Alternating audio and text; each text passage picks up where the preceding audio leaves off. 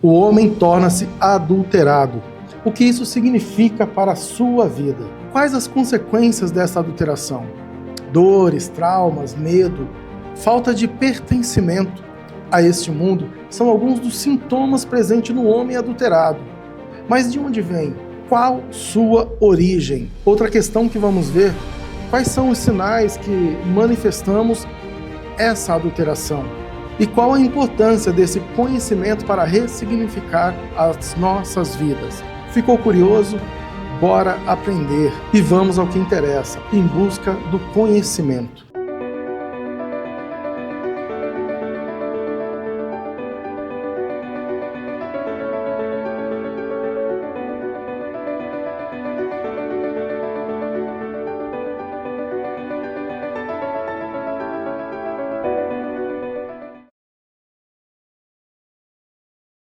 Bem, Gênesis 3, 11 a 13, a primeira questão vem assim desse versículo. E Deus perguntou. Olha que interessante. E Deus perguntou. O que Deus tem te perguntado que você não tem respondido? E Deus perguntou. E no desenvolver do versículo, o Senhor veio e questiona: você comeu do fruto da árvore de qual lhe proibi comer? Quantas vezes a gente lê a palavra do Eterno, o Eterno diz não, só que a gente executa aquilo que ele proibiu da gente fazer. E disse o homem: foi a mulher que me deste. Aqui o homem já coloca a responsabilidade em Deus e na mulher. Foi a mulher que me deste. Quem deu a mulher? Foi Deus. Então, Deus, como que você me dá uma mulher que vai fazer eu cometer o pecado? Aí a mulher, ela responde: a serpente me enganou. A mulher foi até mais prudente, que ela colocou a culpa só na serpente. Ela não colocou a culpa em Deus. Ela falou: o Eterno que me criou. Não. A mulher foi mais prudente. Ela disse: a serpente me enganou e eu comi. Já o homem colocou a culpa no Pai Eterno e colocou a culpa na mulher. Então, assim, em quem você está colocando a culpa da dureza que tem no teu coração? Quem que você está culpando hoje pela dureza que há no teu coração? Você está trocando a tua identidade eterna, o homem, ser transcendente, espiritual, e continuando a ser pecador, a andar com o pecado adâmico sobre a tua pele. A fibra moral corrompida do homem natural transcende as dimensões físicas que conhecemos. Ela é invisível, você não consegue ver, mas ela está aí, assim como o mundo como um todo. Esta conexão é transcendente, veio da eternidade, do Éden, e vai voltar para a eternidade, mas de duas formas. Ou você vai voltar regenerado, restaurado, ou não. E a palavra dá caminhos distintos para essas duas figuras. O ser transcendente, vivificado, vai voltar para o reino de Deus. Já o que permaneceu com o pecado, com as suas escolhas, vai viver separado do Eterno. Mas Eclesiastes 12, 7 traz um ensinamento poderoso para a gente concluir essa primeira parte. O pó volte à terra de onde veio. Ou seja, a tua carne, que é o pó que Deus criou para habitar o teu espírito, ele vai voltar à terra de onde veio. E o espírito volte a Deus. Ou seja, mesmo você não reconhecendo o Pai como teu Salvador, você vai voltar para Ele. Para o julgamento, para o juízo, seja o nome que você quiser dar, mas você vai voltar para Ele. E a filosofia de vida dessas pessoas com dureza no coração? Muito dessas pessoas trata da seguinte forma: se Deus é tão poderoso, por que existe o mal no mundo e na minha vida? Então, tem uma mentalidade de vitimismo. Tem uma mentalidade de pessoas que buscam manipular as situações. Outra característica comum de quem tem a dureza no coração, muito evidente na vida, se recusar a ouvir a voz do Pai eterno. Em Jeremias 13:10 trata sobre isso, eu vou trazer só alguns pontos. Este povo maligno, que se recusa a ouvir as minhas palavras, que caminham segundo o propósito do seu coração. Ou seja, essas pessoas com o coração endurecido, o Pai eterno trata como um povo maligno. Por quê? Porque recusam a ouvir a palavra e seguem os seus próprios caminhos e o seu coração em si. Esta é a primeira pedra. Você está preso nela? A segunda questão, incredulidade. É caracterizado pela mente dividida. Agora você olha essa figura em aberto e você olha você de forma transcendente, invisível, e você com o pecado adâmico. O que fez Eva comer? A mente dela se dividiu entre a vontade de ter coisas que Deus não permitiu. Conhecer o bem e o mal, por exemplo. Só que, como a mente dela se dividiu, ela cometeu o pecado. Se você não tiver uma mente indivisível, você vai permanecer no pecado com a mente dividida. E o que Satanás quer é manter a tua mente dividida, a tua mente incrédula, para você não conseguir chegar nesse estado de mente, onde o Criador é o teu Senhor, Yahshua, Jesus Cristo, Ele é o teu Salvador, e o Espírito Santo de Deus está sobre a terra para fazer com que você se conecte com o Criador. Então essa incredulidade, ele vai gerar desconfiança, incerteza a respeito das coisas do Pai Eterno. Então, a palavra do Eterno, os milagres que o Eterno fez, as maravilhas que Ele fez, sempre vai precisar ser provado. E mesmo se isso ocorrer, em alguns casos, as pessoas ainda passam a não acreditar. E qual é a filosofia de vida dessas pessoas? Preciso ver para crer. E aonde a gente encontra isso? Na palavra do Senhor. Em João 20, de 24 a 29, e eu vou trazer só uns pontos. E vamos falar da figura de Tomé. Tomé, ele não estava com os discípulos quando Jesus apareceu. Ele não estava. E os discípulos, e ele chega, e os discípulos falam para ele, vimos o Senhor. Aí o que ele faz? O que ele diz? Se eu não vi as marcas de prego nas suas mãos, não colocar o dedo onde estavam os pregos, e não puser a minha mão no seu lado, não crerei. Esse é o espírito do incrédulo. Uma semana mais tarde, aí eu vou reduzir aqui um pouco, depois vocês lêem esse texto por completo. Jesus aparece para os discípulos, e Jesus diz a Tomé, coloque o seu dedo aqui, veja as minhas mãos, estenda a mão e coloque-a no meu lado. Só que aqui vem uma coisa muito forte. Tomé, pare de duvidar. Tomé, pare de duvidar. Você é um ser transcendente, Tomé. Você não pertence a esse mundo, Tomé.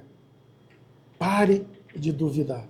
Então o Senhor está falando para você hoje. Pare de duvidar. Que Ele te gerou.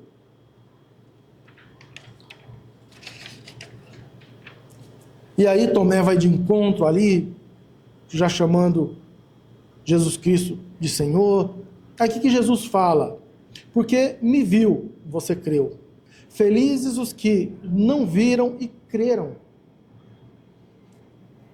Nós temos que ter felicidade em nosso coração, que nós não vimos Yahshua, mas nós cremos.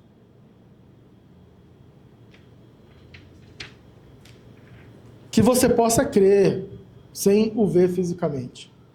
Apenas com o seu coração disposto e quebrantado, rompendo essa pedra da morte, chamada de incredulidade. Ou seja, essa segunda pedra também ela é mortal e pode fazer com que você morra espiritualmente. E essa pedra faz parte da tua vida?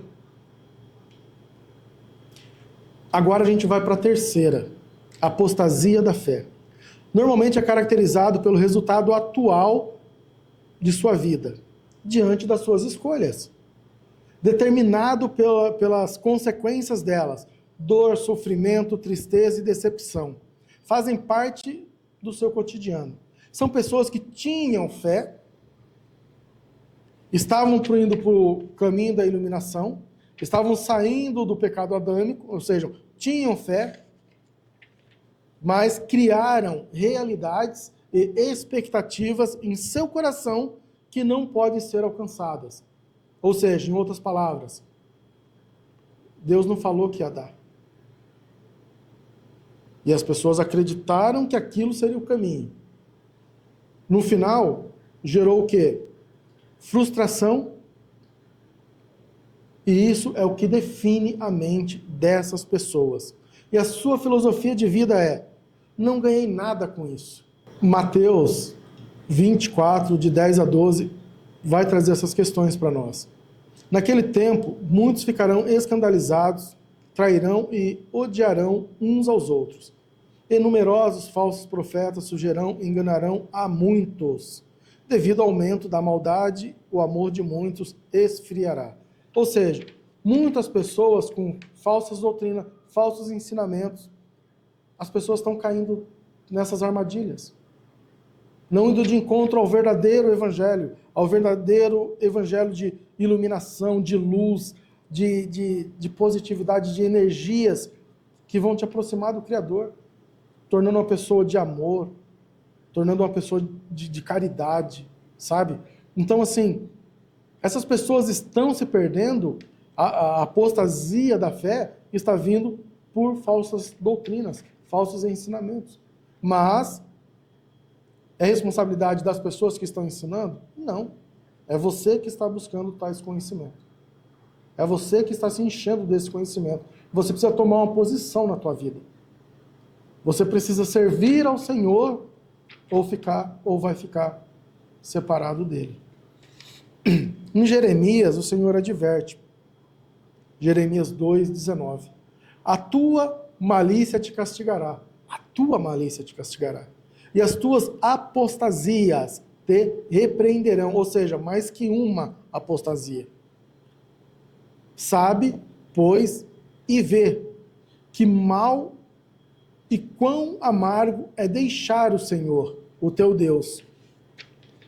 E não tereis o meu temor contigo, diz o Senhor Jeová dos exércitos. Ou seja, cada vez mais que você vive por meio do pecado anâmico, mais distante você está do seu ser espiritual. Então, o método Dias, que a gente viu agora, ele visa auxiliar e identificar qual estágio nós estamos em nossas vidas. 1 ou 2, ou até mesmo, em muitos casos, algumas pessoas encontram nas 3 pedras. E ali está causando a sua morte espiritual. Dureza do coração, como vimos aqui, incredulidade e apostasia da fé. Agora que vocês viram as 3 pedras, que vocês viram a questão desse método do dia, faça uma reflexão, vê em qual você encontra e busque caminhos para mudar isso. Aqui também eu vou deixar de forma breve uma ferramenta que eu utilizei para conseguir discernir, para conseguir entender, para conseguir mudar hábitos, rotinas da minha vida, para conseguir mudar a minha consciência, ou seja, a minha forma de pensar, e eu vou compartilhar isso com vocês. E aí respondendo então a terceira questão. E qual a importância desse conhecimento para ressignificar as nossas vidas, ou a minha vida, ou a sua vida? Como eu vou fazer para deixar o pecado adâmico e buscar ser esse ser de luz espiritual? Então, primeiro, precisamos tratar a nossa natureza adulterada. A primeira questão que você tem que responder para você é o seguinte: não quero mais viver na negação. Eu não quero mais viver na negação. É a primeira resposta que você precisa responder para você mesmo. Depois, de que forma que você vai fazer isso?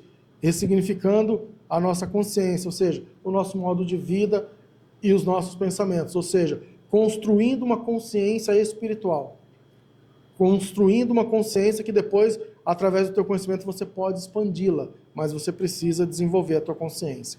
Agora, como você vai fazer? Bem, A ferramenta que eu utilizei, que eu chamo de SIA, né, SIA, não tem nada, ela não substitui a palavra. Ela não substitui a Bíblia, não é isso. Mas foi uma forma que eu consegui criar um mecanismo para colocar em ordem os meus pensamentos. Se ela te ajudar, se ela te auxiliar, eu sugiro que você possa colocar em prática também. O primeiro, a primeira letrinha desse método, ele traz um significado para a tua vida. Então, S de significado. Agora preste bem atenção no que eu vou te dizer. O homem, eu ou você, só emprega esforço, tempo e vida. Você só vai empregar o seu esforço, o seu tempo e a sua vida naquilo que você dá significado. Se você dá significado para o homem adâmico, você vai viver para ele até o fim da tua vida. Se você dá significado para o homem espiritual e você quer desenvolver, você vai passar a dar cada vez mais significado para o homem espiritual. Então, o significado por algo gera no homem uma motivação. O porquê das suas ações, pensamentos e até mesmo sentimentos e emoções.